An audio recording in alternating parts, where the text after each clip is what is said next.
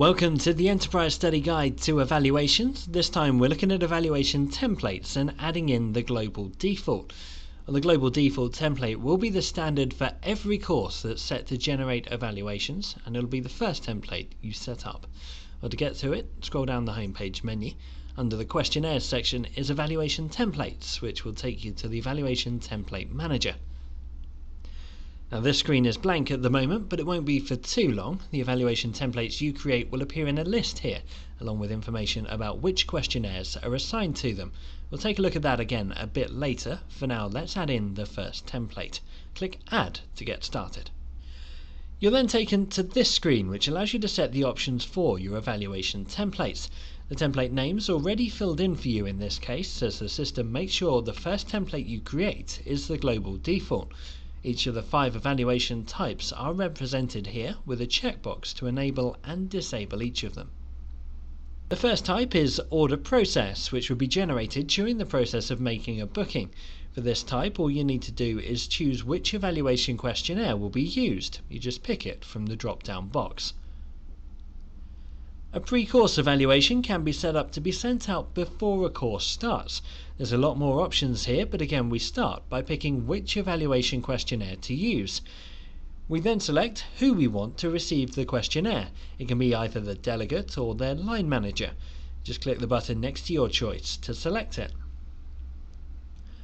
The next option asks you to decide at what point before the course you'd like to send out the questionnaire. It's measured in days, so if you want it to be 2 weeks before, you'd enter 14. You can then set how long it takes after the questionnaires are generated for a reminder email to be sent to the recipient telling them about the questionnaire. This again is measured in days, so you can send an email the same day by setting this to 0 if you wish. The next checkboxes allow you to choose whether the emails should be sent to the recipient, to their line manager, to both, or to neither. You simply tick the box to enable them and untick to disable them. You can also set the template to automatically send a number of extra reminder emails if the questionnaire remains incomplete. The first box allows you to set the limit to the number of additional reminder emails to send after the first is sent. The second box, this time measured in working days, allows you to set the amount of time between each additional reminder email being sent. So those are the options to set for the pre-course evaluation template. You'll be pleased to know they don't change much for the other 3 types of evaluation. As you can see with the post-course, you still need to set the questionnaire to use from the drop-down list, and the person who will be receiving the questionnaire.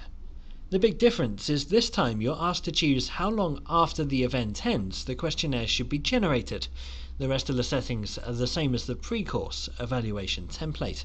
Here you'll set where the first email is sent out as a reminder the evaluation needs to be filled in. That's entered here in days. Then you can tick the boxes here and here to choose who you want to send the emails to. Add in the number of additional reminders to send and the number of working days between the emails, and you're done.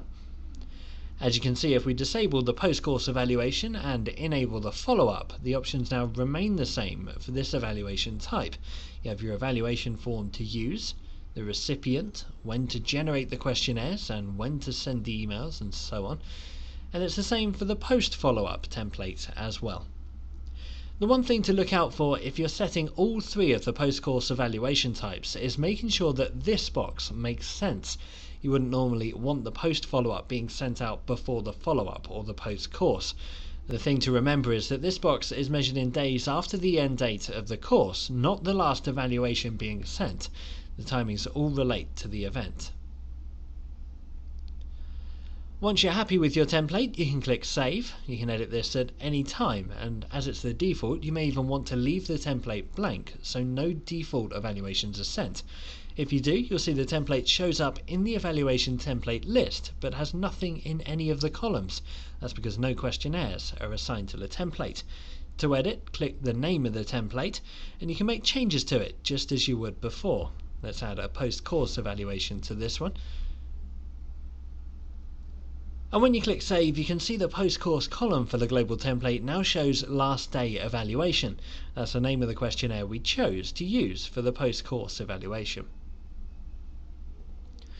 And if you go in and uncheck the post-course box, it will disable it in this template and take it off the list. That's it for setting up a basic evaluation template. If you have any questions, email us at support@enterprisestudy.com. We're always happy to help.